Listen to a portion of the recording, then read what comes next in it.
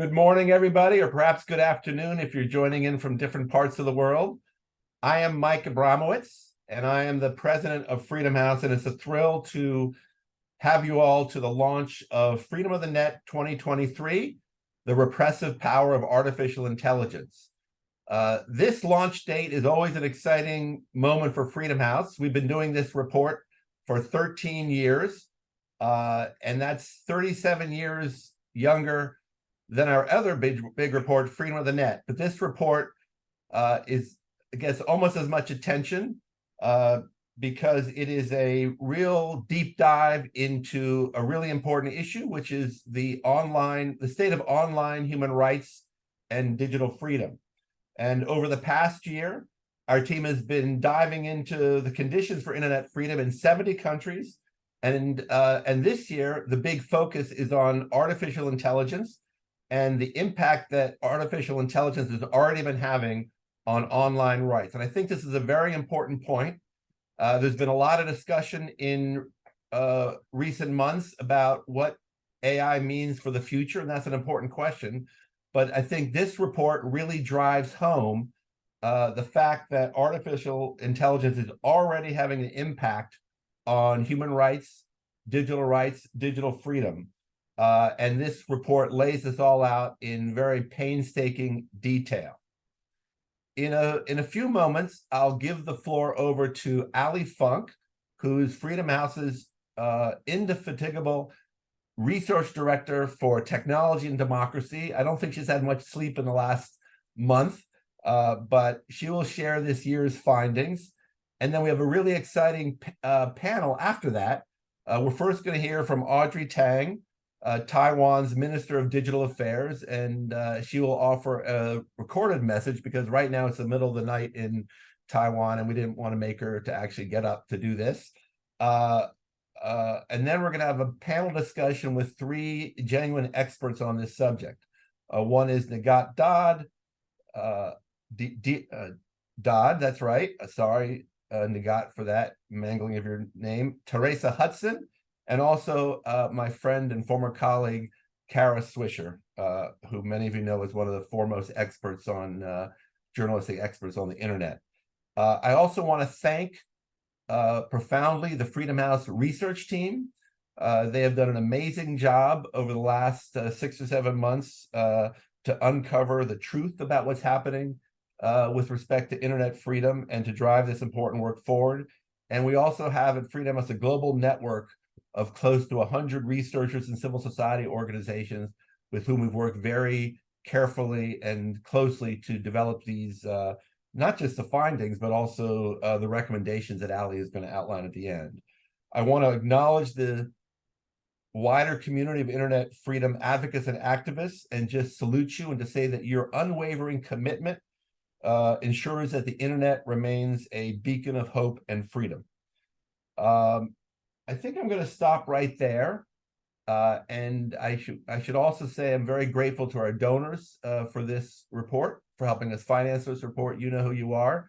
But I also want to now turn it over to Allie, who's going to give the findings and then lead the conversation with our distinguished panelists.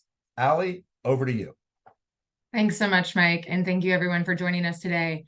Just want to echo Mike's words of appreciation to the over 85 folks that we work with, that we partner with to create this report, to my co-authors, Adrian Shabazz and Keon Vestenson, to the entire Freedom House team, and to the larger internet freedom community, and of course to our donors for supporting us and our partners in making this report a reality.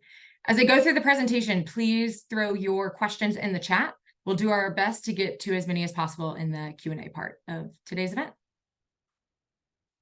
As Mike mentioned, this year's findings, they're really sobering. ChatGPT's launch in November sparked widespread debate about the role of AI in our society, from how it will impact the entertainment sector to its important benefits in medicine and science. Some observers have even debated the existential risks posed by future AI advances. But our report makes clear how AI is contributing to human rights harms today. Advances in this technology are happening at the same time as a record-breaking crackdown on free expression and a crisis for information integrity. We close our report making an urgent call to regulate AI. We think when designed and deployed safely and fairly, AI can help bolster internet freedom rather than contribute to its decline. So with that, let's dive right on in.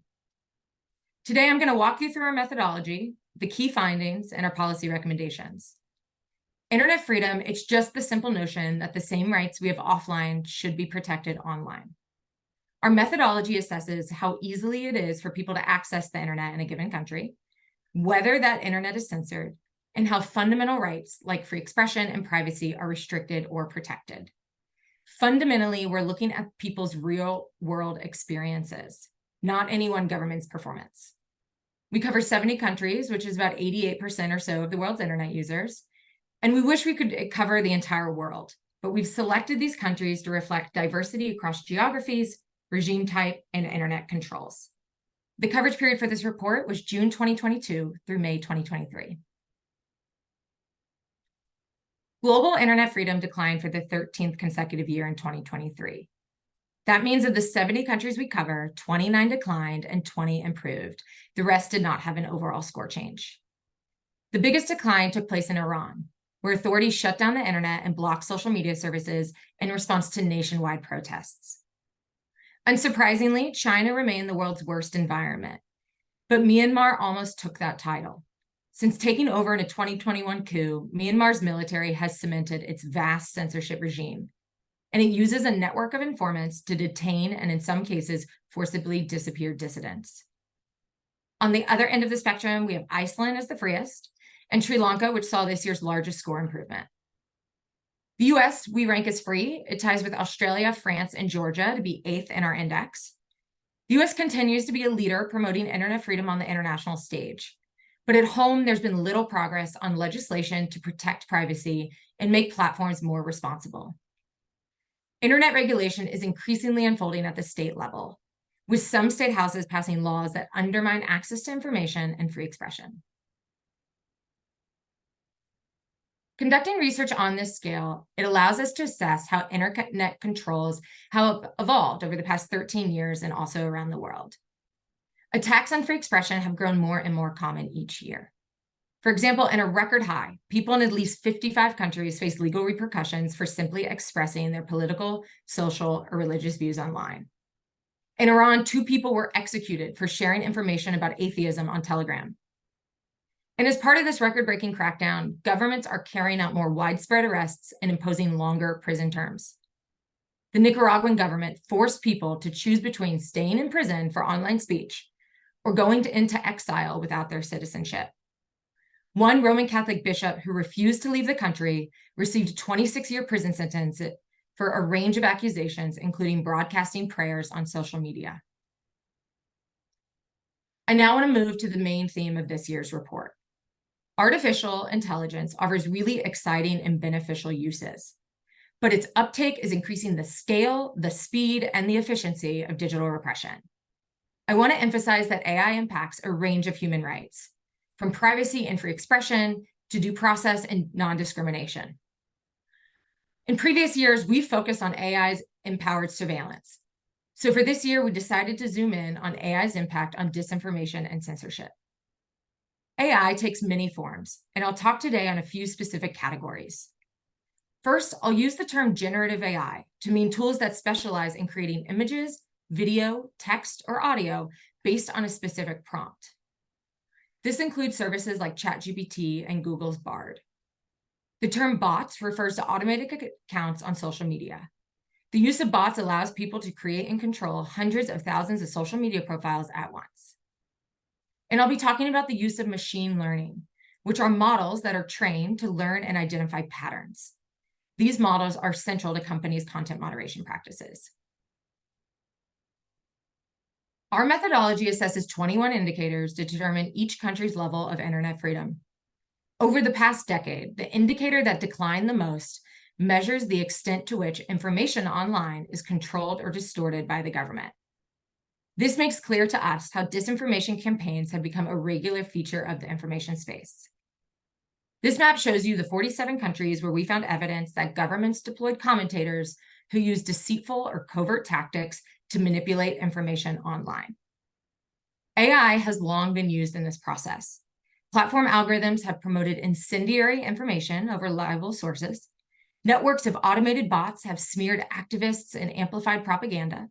For example, one political party in Kyrgyzstan reportedly paid $350,000 to create 150 AI-generated fake social media profiles per day. And an entire market of shady public relations firms and social media influencers has emerged to support these state-backed efforts.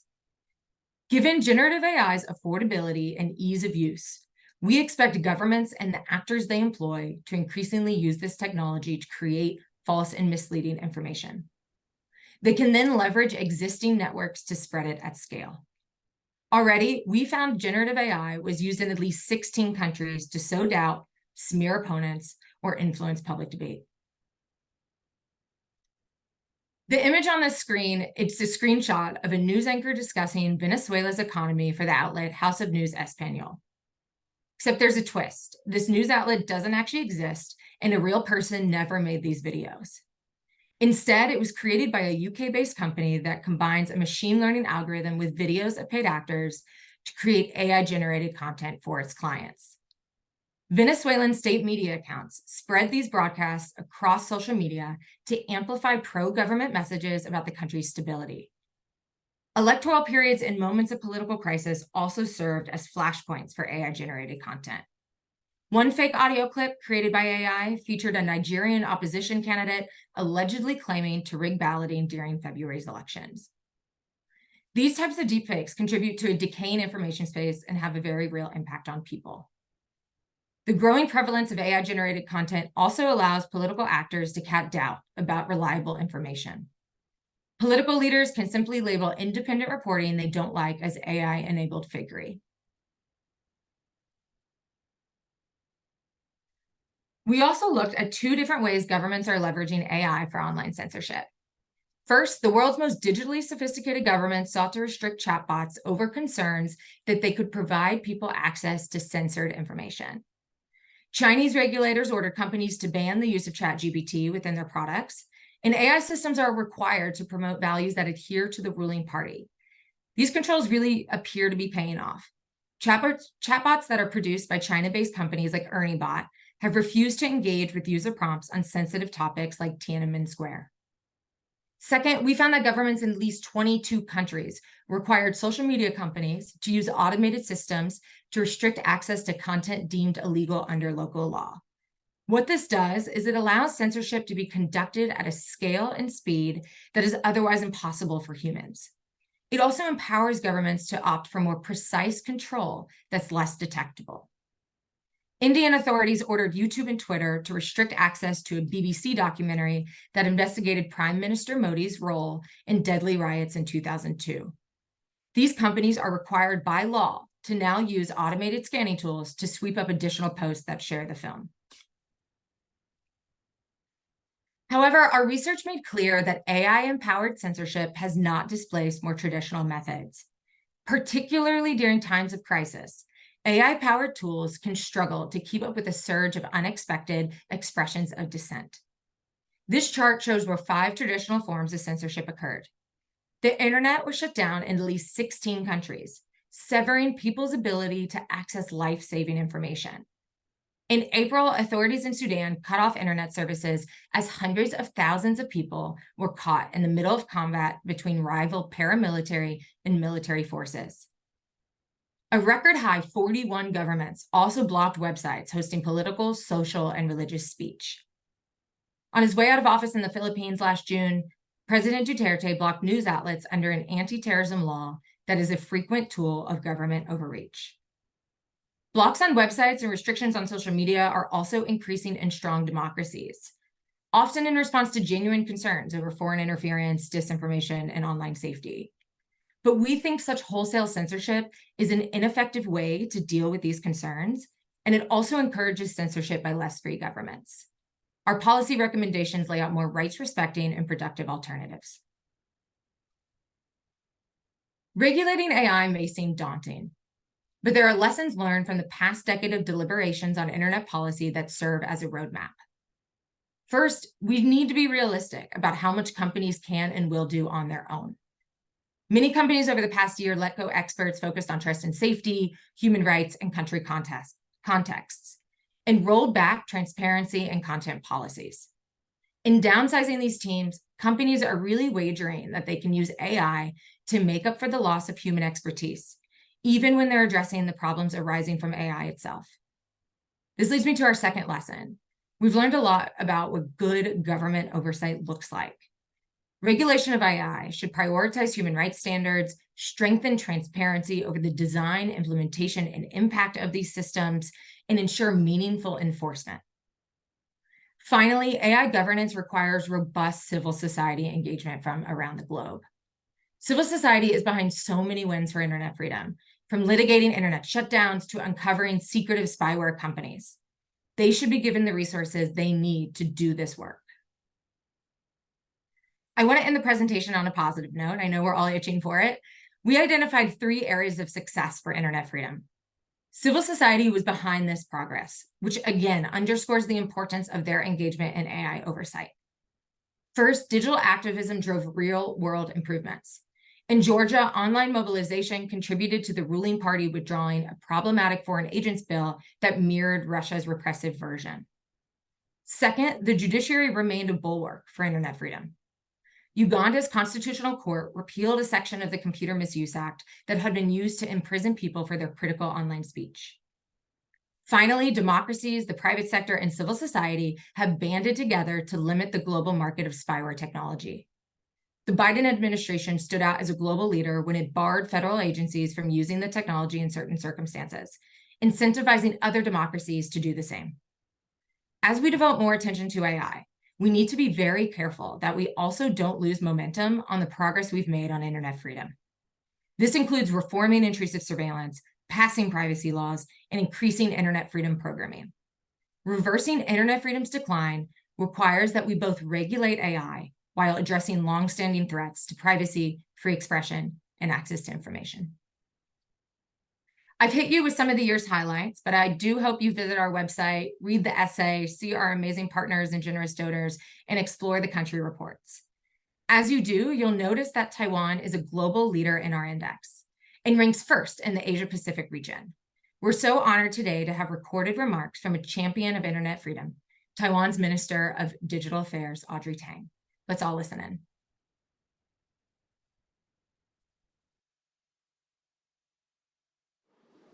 Good local time, everyone. My name is Audrey Tang, and I'm Taiwan's Digital Minister and Chair of the National Institute of Cybersecurity. It is a tremendous honor and a privilege to participate in the virtual launch of Freedom on the Net 2023. This highly anticipated annual report takes on great significance given the challenges faced by the democratic world in curtailing the repressive power and its use of artificial intelligence. Now, there is no question that democracy is under threat from those seeking to harness the power of AI to destabilize and to undermine our free and open societies. Such efforts come in all shapes and sizes, but the most insidious target our fabric of trust, polluting internet platforms founded on Article 19 of the UDHR, the right to freedom of opinion and expression. One way to safeguard Article 19 and human rights in the digital age is to strengthen information integrity online. There is not a moment to lose in making trusted, reliable information the norm. At the same time, we must ensure all voices are heard and respected, derailing authoritarian campaigns of control and so revitalizing our democracy. The truth of the matter is malicious actors are engaging as we speak in large-scale personal data collection and overturning privacy norms, marooning many on desert islands of polarization. And deepfakes, now fully interactive, have sullied online interactions, opening the door wider for manipulation and fraud at an unprecedented scale. And how best to combat the pervasiveness of online harms? The answer lies in plurality or collaborative diversity to increase the bandwidth of democracy. And Polis is a prime example. The beauty of Polis is that participants and opinions are visualized on the same page. And despite initially polarized opinions, Polis consistently promotes common points of view to bridge divides. With a visual mapping of democratic input, Polis produces an interactive report updated in real time. And now we are taking Polis in Taiwan to a whole new level. We have joined the Collective Intelligence Project to launch alignment assemblies, partnering with OpenAI, Anthropic, the Gulf Lab, and Getting Plurality Research Network. The goal is to give the people a chance to contribute to safe and sustainable development of AI. The ethical and political conundrum of global AI governance must be solved by a democratic approach. So I invite all and sundry to participate in alignment assemblies and to rein in societal risks while we race to safety. In closing, I wish to cite a part of the Declaration for the Future of the Internet near and dear to my heart. We believe we should meet these challenges by working towards a shared vision for the future of the Internet that recommits governments and relevant authorities to defending human rights and fostering equitable economic prosperity. Taiwan's unyielding efforts in this regard are based on the principles of participation, progress, and safety. This philosophy will keep us in good stead as we cooperate even closer with our partners in building and strengthening democratic alliances. After all, no democracy is an island, not even Taiwan, and the mission of defending our cherished common values cannot be completed in isolation. Blessings for your attention and time, and congratulations to Freedom House for the 12th edition of the important Freedom on the Net report. Live long and prosper.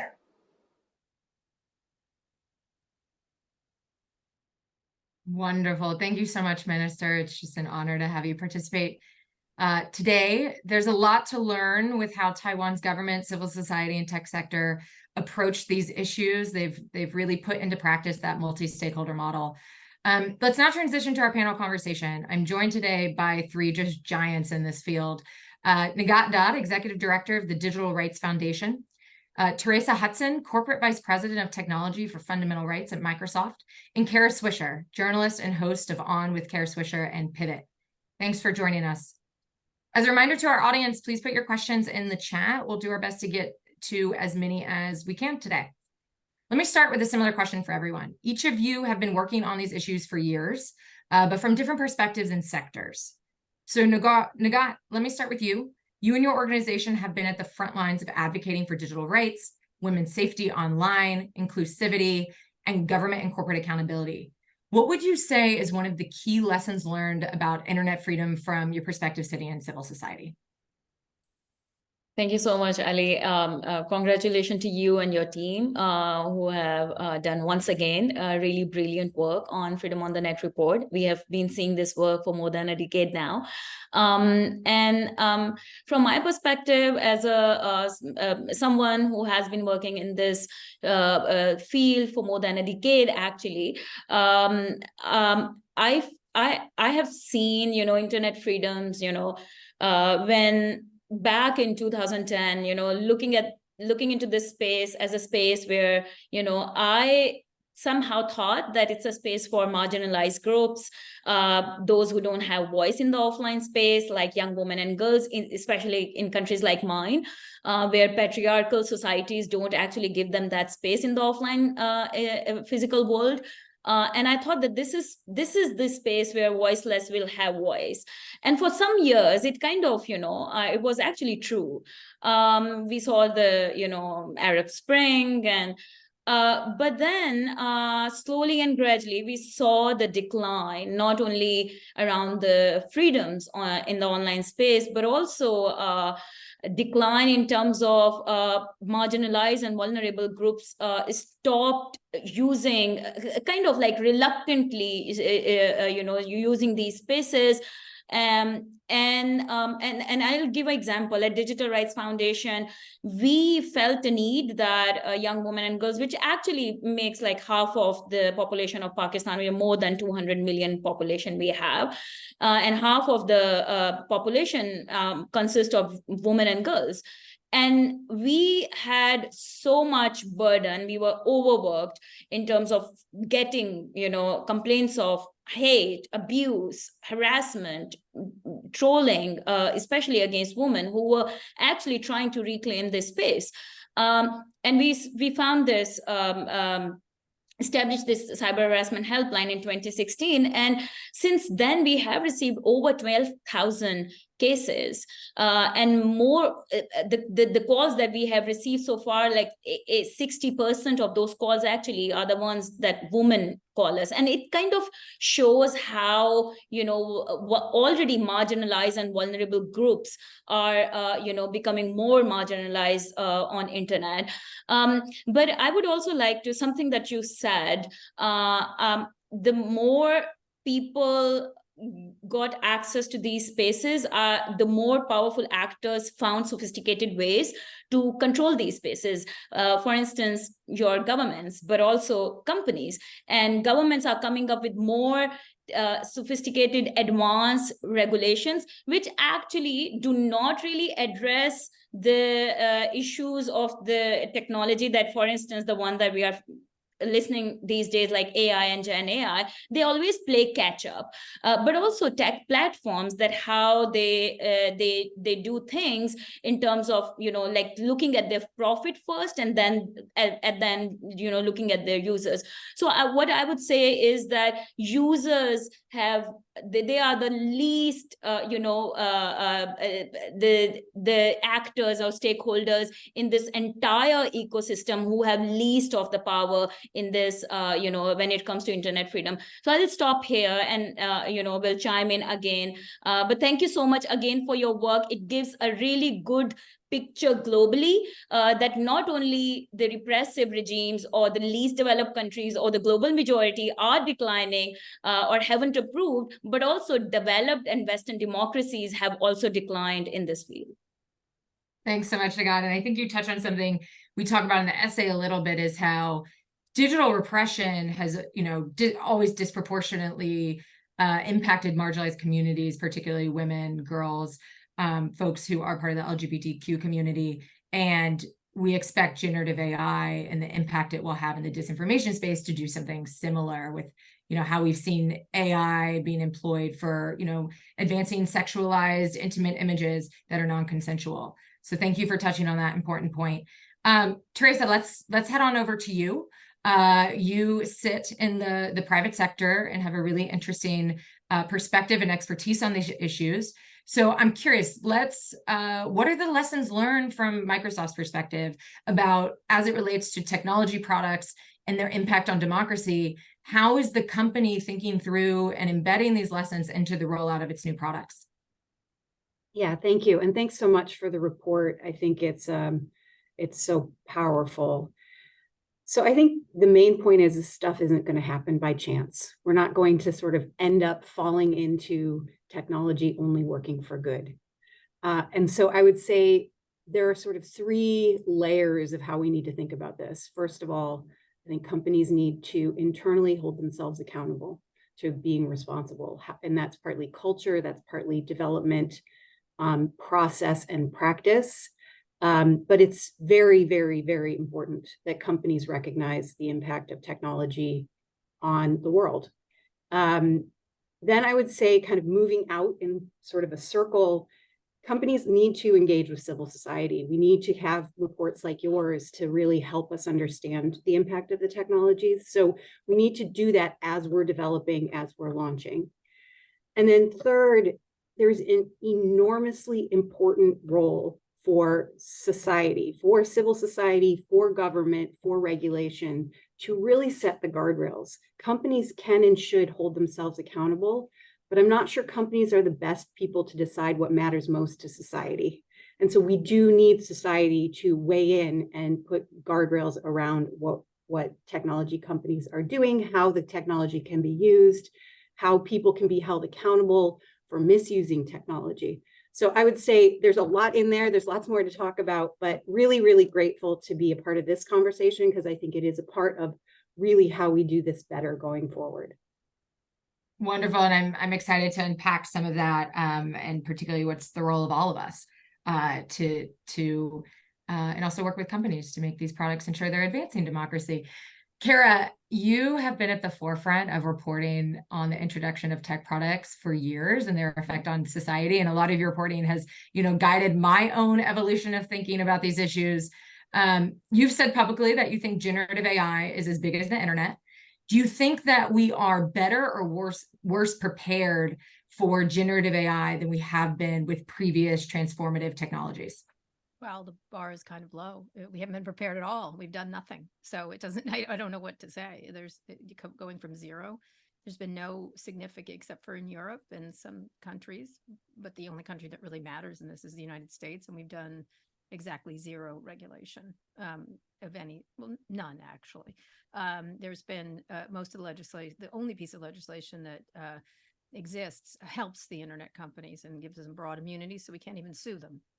So I say, I guess, coming from zero, we've got nothing to lose, as the song goes. But, the generative AI, if the internet was, dictators love the internet. Let me just say, they love it because it's a system of control, and it's been used in that way and been weaponized.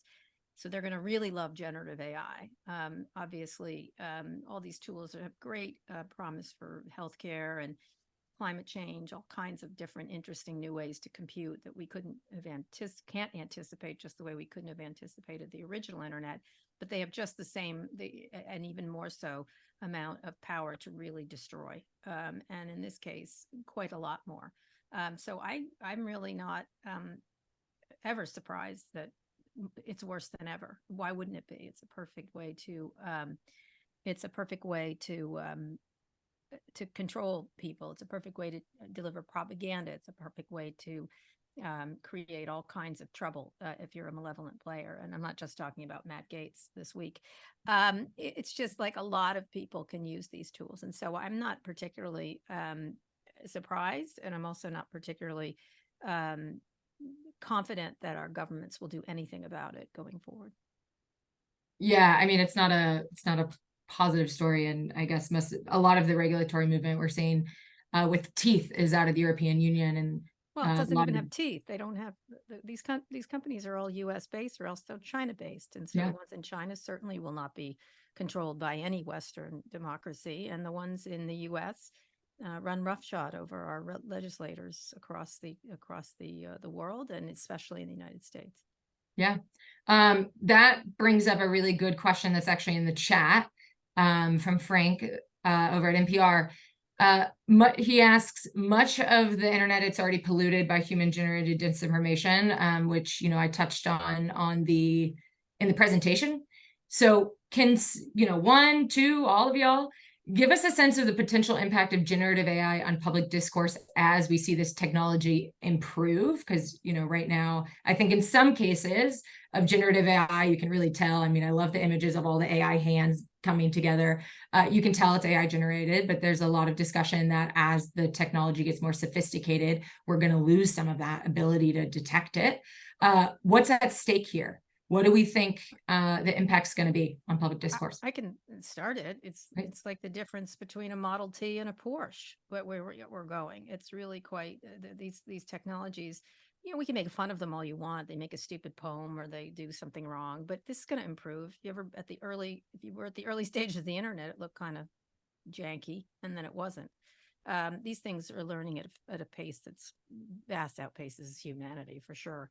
And so I think, you're just seeing the beginnings of it, and then you won't be able to see it at all. That's the real danger, is that you won't be able to understand the difference between fact and fiction, what's in those LLMs, those large language models, the provenance of them. Again, if government doesn't act fast to talk about copyright, provenance, guardrails, it'll be over very quickly.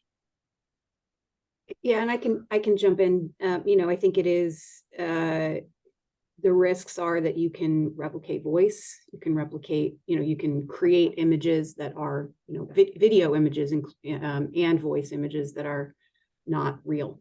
And I think probably the biggest threat is that the right thing to do is to start training people to be a little bit more skeptical about what they see.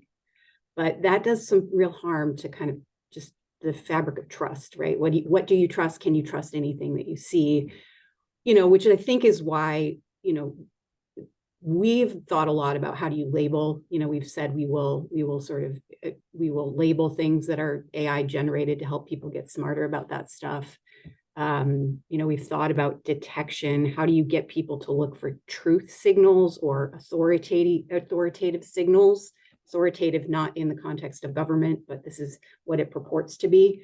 But it's a super complicated problem, and only some of it can and will be solved by the technology itself. Allie, can I just chime in here? I agree with Cara and Teresa, and I'll just take a step back and say that, some of the things that Cara said is not even part of a conversation in many regions and jurisdiction, like no one is actually even thinking about AI and generative AI. Many users around the world cannot even differentiate between disinformation and misinformation. And, they are still, in that, debate where governments or users or companies are working really behind the Western democracies.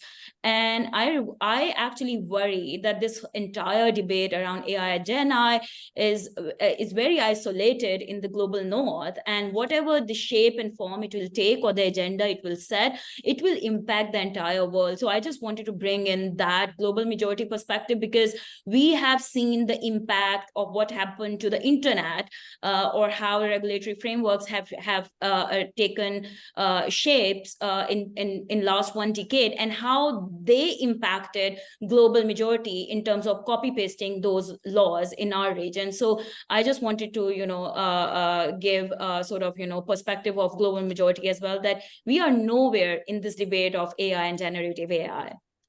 Nighat, yeah, I mean, I think you raised so many different points that I think are core messages of the report, and also within the internet freedom community. One is, the lessons learned about how regulation that unfolds in the European Union or in Germany with NetzDG, how that gets copy and pasted in countries, and then really can drive a lot of human rights harms when there aren't strong standards for rule of law, when judiciaries are not independent, and also how so many conversations on AI right now around whether it's regulatory from governments, self-regulation, it's leaving civil society and the global majority out of that conversation. And I hope, if folks leave our report, there's a lot of messages I would love for them to leave the report with, but one being involve the people who are fighting and see how these technologies get impacted everywhere. Allie, they're not going to do that. Why would they? It's being run by these companies.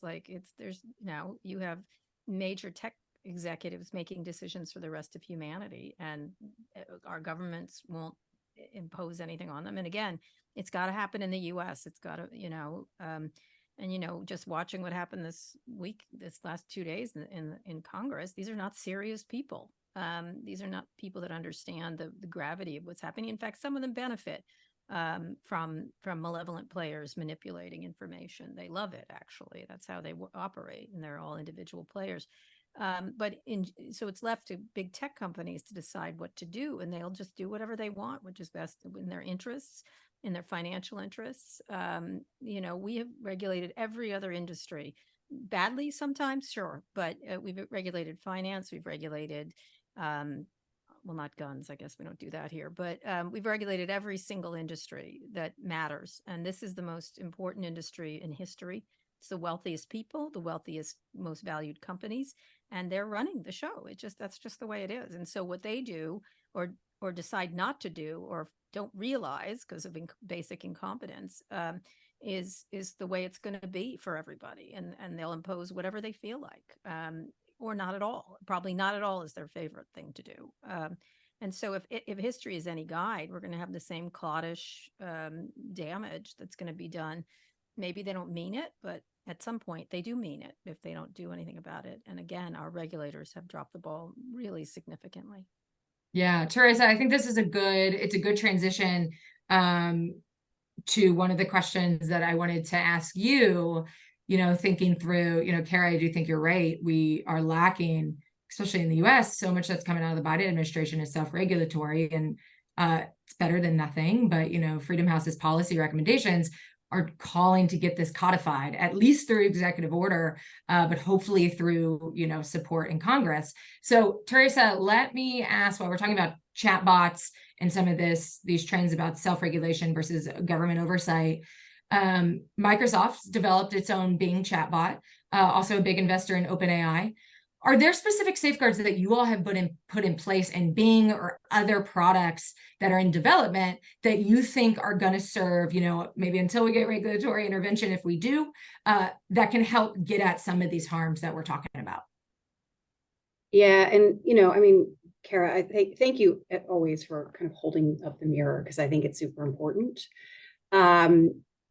Yeah, so we have been thinking about this for a while, as you noted earlier, Allie. Like, the AI is not new, and we've been thinking about it internally for a long time because we do see some of the potential impacts. I mean, even earlier I was talking about voice copying. Well, you know, a really good use of voice is if you have ALS and you want to bank your voice, you can keep your voice and keep talking in your voice. And so that's a really powerful use. But because we can see the downsides, we've really spent a lot of time developing a responsible AI approach as we're developing. And so what that means is, I think part of this is culture. You really need to set the culture. That starts at the top, and it has to be embedded, but it has to be more than culture. It actually has to go into your process and your engineering process. And so we have developed, it's now publicly available, a responsible AI standard, assessment guide, template. Some of this stuff is kind of boring, but it's actually how things happen in engineering. And you know, engineers need to go through this template that asks them to think about, what are the impacts on people? Is this a complicated use or a simple use? What happens if this is misused? And then there are specific types of use cases where we have an oversight board. And so that is, if this is what we have labeled sensitive uses. So this is if something can impact life or legal status, things like credit, employment, whether it can potentially cause psychological or physical harm, or if it impacts human rights. And so that's built into the process.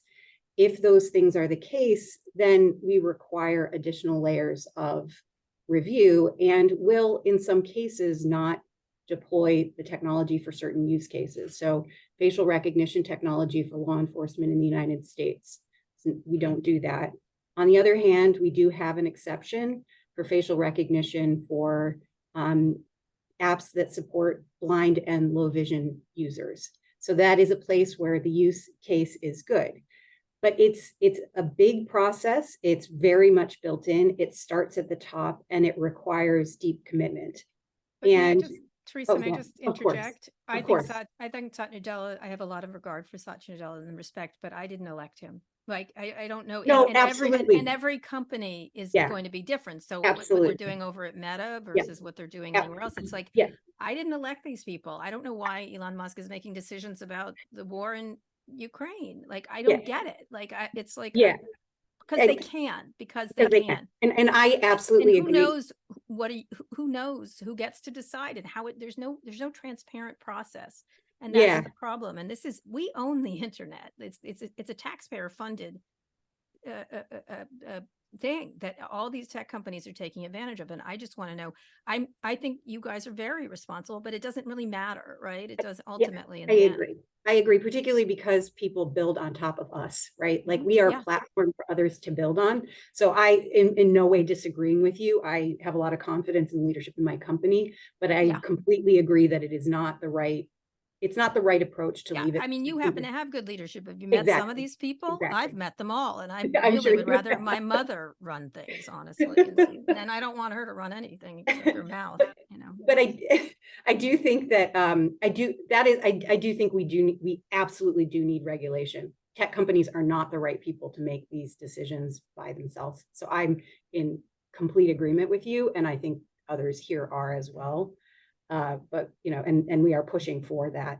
We do need government to act.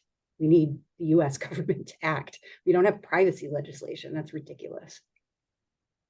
Nighat, let me pull you in on this question of regulation, because it goes back to what happens in the US has drastic impacts around the world. And I think you come at this from a really interesting perspective because you wear different hats in the conversation around regulation. One from the executive director of a really fantastic civil society group, but also as sitting on Meta's oversight board and being intricately involved in what self-regulation can look like. So I'm curious, how do you think through here, what are the roles of those two different approaches to governance? What are the benefits of the different ones? How should we how should we actually even craft regulation so it can empower human rights, around the world? What do you think about this debate? Yeah, no, absolutely. So the board is independent of the company, and they do not tell us what to do. And that sort of is reflected in our decisions in terms of like 75% of our cases. We have reversed Meta's content decisions. And I see it as one way of, trialing and testing how one form of independent oversight might work. And we are talking about independence from both companies and governments. Essentially to protect democracy. The oversight board has brought transparency to how governments work with Meta platform, which is critical if we are to provide more power to people using these platforms. And with regards to the new regulation, it is essential that these regulations is protected from undue interference from states, and this is fundamental to upholding the right to free speech. And everyone in this room believes that in holding tech companies accountable and pushing transparency on the decisions that they take. But what about the governments also, or others that influence companies? And I think I think Teresa in one of her earlier interventions kind of mentioned several initiatives, that it's not just one solution, sort of we cannot really focus on one solution towards this really complicated issue around internet freedom. It's not only the traditional ways of censoring internet or sophisticated ways of using surveillance technologies. Now it's like AN and Gen I as well. So I feel like we kind of really need to look into all solutions. Definitely regulation is an answer, but to what countries are we talking about? I think we also need to look into the authoritarian regimes who will definitely work, who actually are way ahead of US and other jurisdictions in bringing about regulations. But those regulations are really draconian. So who users turn to, civil society turn to, and especially in the spaces where civil society has also, lost voice in terms of how those spaces have shrunk over the time by repressive regimes, who, by the way, still are considered biggest democracies in the world. So I think we really need to look into several solutions which kind of complement each other. I don't think there is one solution which will address all these problems that we are discussing right now. Yeah, I mean, it's too complex to have a silver bullet. I think we all agree on that. Kara, I'm going to come to you. I've got a question for you and also one in the chat, so I'm going to combine them. First, you mentioned the US needs to do more. What do you want the US government to do on AI? And second, I know that's a big question, so good luck answering that in the few minutes I'm going to give you. And then second, we have a question in the chat that's related. Given your assessment that Congress won't step up on the regulation, and it's going to be the companies that are leading in the decision-making around these issues, what does that mean for what the rest of us can do? Whether that's, journalists, civil society, my parents, anything, like ordinary users. Well, nothing. I mean, nothing. It's in the hands of the people who control the technology. That's it. And we just depend on the kindness of strangers, really. Which is just vexing given we regulate everything else. And these, again, you've never seen anything like it. 25 years. It's also 25 years, FYI. So they've had enough time to do something about it. With AI, they're talking about it sooner, and the people that are sort of at the forefront of it, although it's still the same companies, it's Microsoft, Meta, Apple, Amazon, it's all the same people. And then over in China, it's the Chinese companies, and that's a whole nother ball of wax over there. You know, you've got still the very biggest companies. That's a real problem. They've been trying to do, a lot of the people who are running these things, like Sam Altman from OpenAI, are talking about the problems. They never did that before. Everything that you heard from internet people before was, we are changing the world, we're here to help you. It's, you know, I don't know if you ever watched that Twilight Zone episode where it said, you know, to serve man, you know what that turned out to be, a cookbook. It's you know, it's a lot of big companies deciding. And so I see them talking about it, about the problems. You have the doomsayers who said it's going to kill us all. You have ones that say it's going to be the best thing ever. It's probably somewhere in the middle. There needs to be guardrails. There's certain things we certainly should be able to agree on globally. You know, I was just talking to Secretary Blinken about this, and I said there needs to be a global initiative on this, because, you know, let's decide on, we do that on landmines, we do that on all kinds of things. Killer robots, I feel like we can all agree, except for maybe a few internet moguls, are not a good thing. They would like to have their own, I'm assuming. But, you know, I think that Congress has tried to meet. They had a meeting which took, you know, they had to twist some arms to get people other than rich people in it, you know, or the big companies. I mean rich people broadly, the powerful tech companies. And they had a meeting, which was, to me, just it was like a dog show as far as I could tell. You know, they just lined them up and then they just said things. It was also not transparent. It was closed door, so they could speak honestly. I don't know why they can't speak honestly in person to the citizens who pay for those microphones. So, you know, they're trying to do stuff, and there's some legislation that's, you know, removing Section 230 protections from AI would be good. I think lawyers are an excellent way to slow people down. You know, liability is a really important thing. I think a privacy legislation in the U.S. would be great. Antitrust legislation, you know, which of course was pushed back. Amy Klobuchar, for example, got her head handed to her, despite the fact that she had some very important bills before Congress, by both the Democrats and Republicans, by the way. Stop just having this be about a First Amendment issue. It's not a First Amendment issue. It's a data issue. It's a transparency issue. It's a privacy issue. It's not, you know, every time we let, you know, someone go on and on about censorship, and it's typically the person who won't shut up, by the way, who has plenty of stage. You know, I think we have to get out of that debate, although it's important to keep in mind, because the U.S. has the First Amendment. Most countries, no countries do, I don't think. Maybe, I don't even know. But we have the First Amendment. We got to work around that, which is not, we don't want to work around it. That's why it's there. But there's certainly, these issues have nothing to do with speech. They have everything to do with control and data. So we certainly could do that. You know, there's a bunch of bills that are interesting. I'm not a fan of doing it by executive order. I think the Biden administration is preparing one right now, or it's close to announcing one. That's not the way we should govern. It's just, that's like a king, or I just don't get it. I don't get it. But again, the dysfunction in our legislature is very pronounced today in particular. You know, that's, you know, a package of legislation. I wrote about it 10 years ago, an Internet Bill of Rights. That should pass here, and then it will reverberate around the world. Again, until now, the only person who's really doing anything significant is Marguerite Vestager in Europe, who's been put, you know, and fining them. That's the other thing, fining companies for doing this. I love a fine, you know, and I think it's the best way, although most of the fines have been parking tickets for these people. So for these companies. So there's a whole range of things they could do, but I would start with some of the liability legislation, move to privacy legislation, data transparency, algorithmic transparency, provenance of where these LLMs are made, copyright's great. Those laws are pretty robust. Start suing them, and so that we know where it comes from.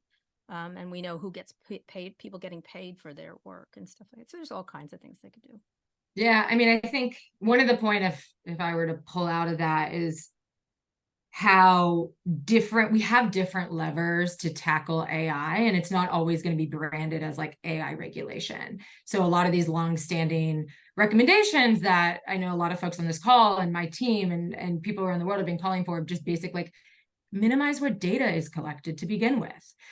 Some of those levers can actually be really helpful at also tackling some Well, of the they're ways not going to in do which that. AI. No one's doing that. We're all addicted. We to can these hope. things. We can hope We are that not, we get a that's good not the privacy way. law. It's just, it's like saying, let's stop eating sugar. You know, Yeah. we could try, but you know, it's going to be, that's not really where you're going to get the most bang for your buck.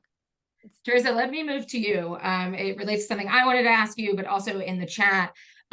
European Union is doing a lot of movement. They're debating an EU AI Act. We've got the Digital Services Act, which touches on algorithmic transparency. And I know you were just over in Copenhagen talking on some of these trends at the Democracy Summit there.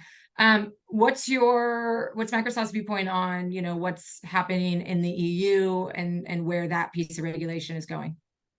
Yeah, no, I think it's good. I mean, one, because the EU can influence companies. GDPR, for example, has changed the way that a lot of companies have built products and launched products. So I think it's great. I think we're also really happy that they're focusing on a risk-based approach. I think that's the right way to go. So yeah, and I think, you know, DSA code, you know, the code of practice has been a really good sort of intro to DSA and DMA. Like, it's helped us to really think through, okay, how can you be transparent? How do you create some sort of internal process around it? So I think these are good things. And I do think while we wait for US legislative process to do something, this is a lever that exists in the world that does impact US tech companies. We do a lot of business in Europe, and a lot of the products, it's hard to engineer around borders. And so that actually is a pretty effective tool. And, you know, we are continuing to engage with them to, you know, make sure that that this is focusing on the risks that exist. And just to pick up on something else, I also think we really need to think about the places we have existing law and, you know, kind of encourage that to be applied to us and, you know, to the rest of the companies. You know, to the extent we have things like, you know, anti-discrimination laws, like, we should figure out how those apply here and apply them. I am a lawyer by training, so I agree that lawyers can slow things down, and liability is a powerful tool.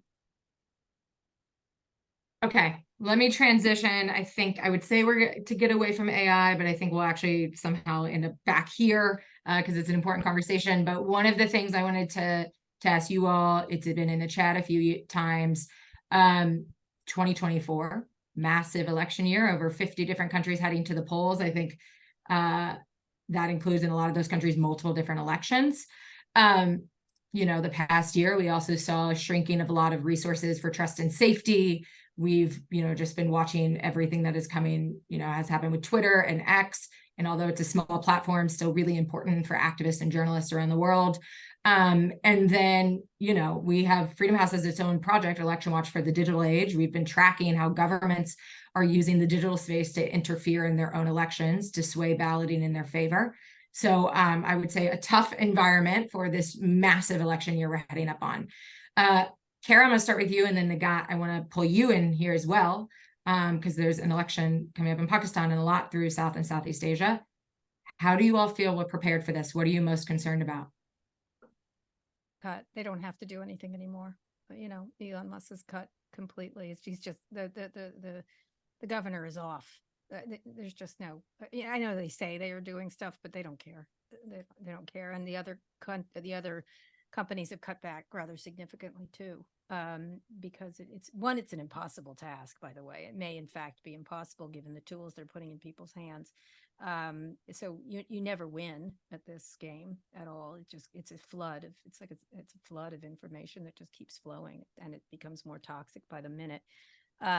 So there's not a lot of great solutions. Many years ago, Mark Zuckerberg kept telling me AI was going to take care of the problem. I just laugh when I think about that. It's not going to take care of anything. And so, you know, I think it's problem is us, humanity, and malevolent players. And if you can manipulate an election, that's what you want. You want to use those tools. A lot of people. I think transparency and privacy legislation, it's the same thing.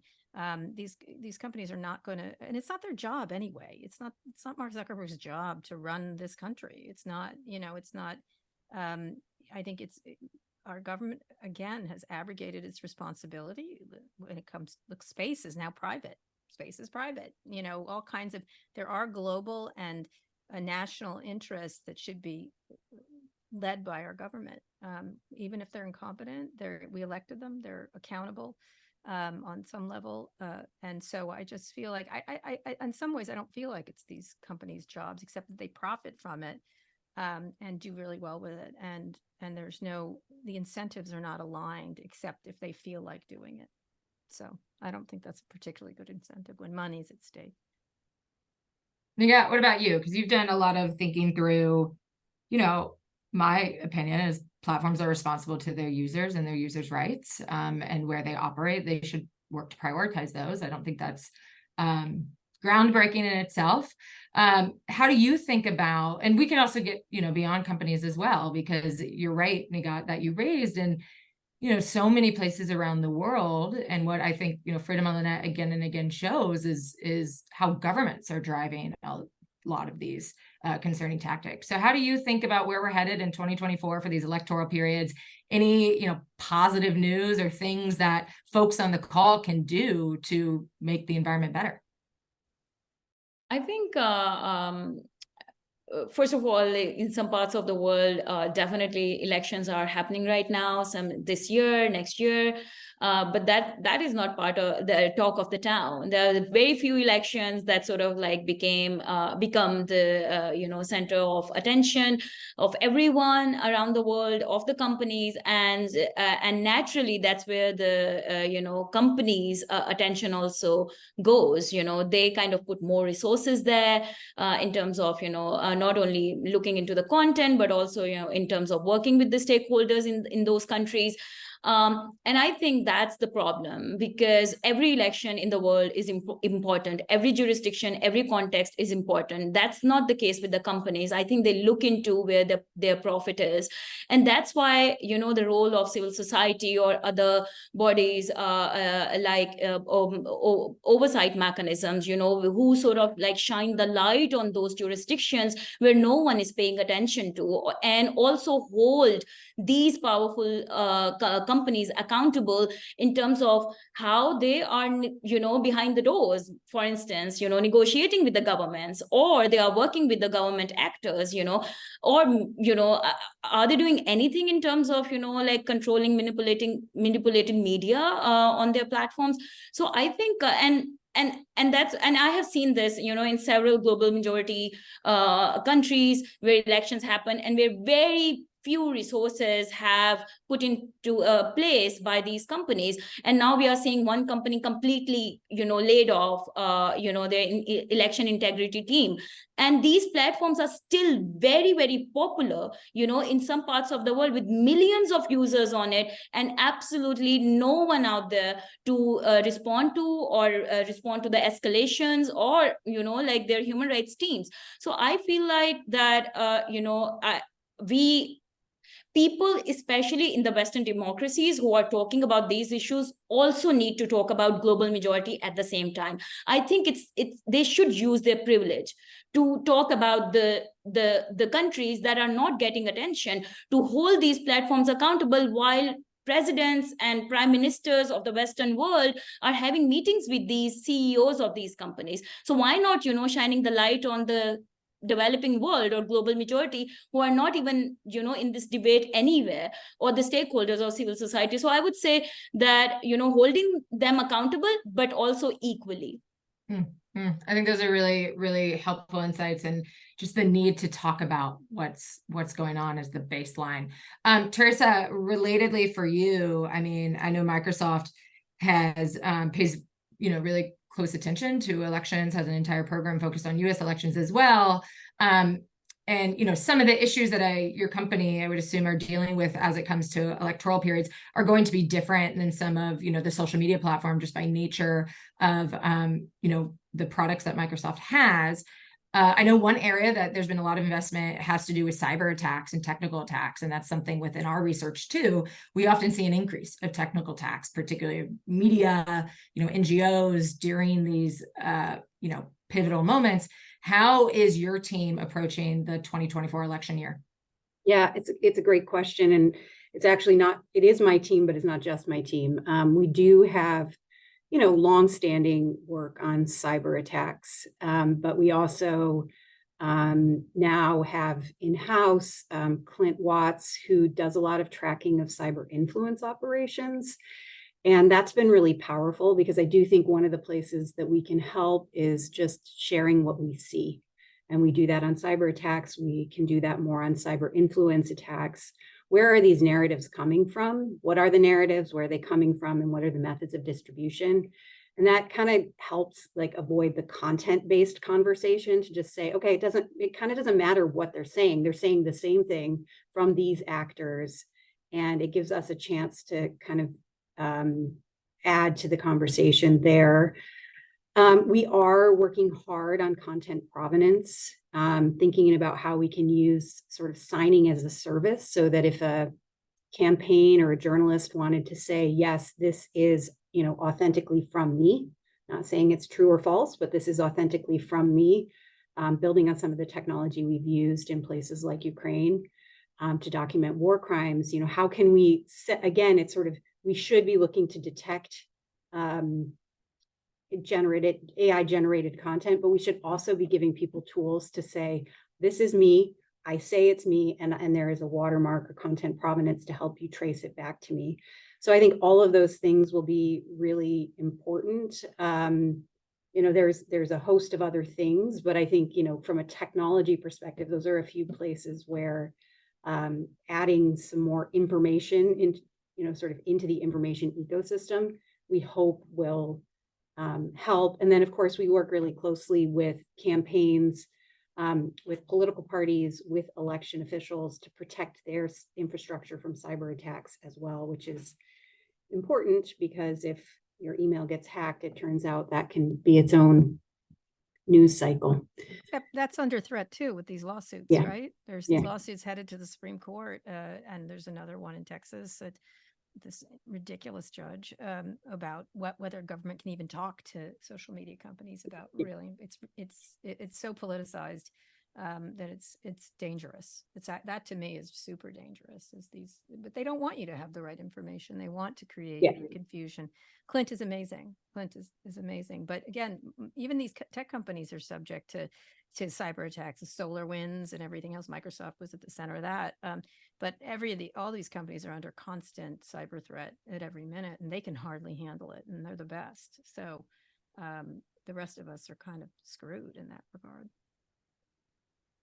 I am going to transition. We've got 5 minutes left, and I will end this on a positive note. There's no way out. We're gonna do this. No, I mean, Kara, look at our report. It's 13 years. One of these days, we're gonna say internet freedom improved for the first year in a row. I don't know when that will be, but hopefully next year. It's too powerful. It's too powerful and bad people.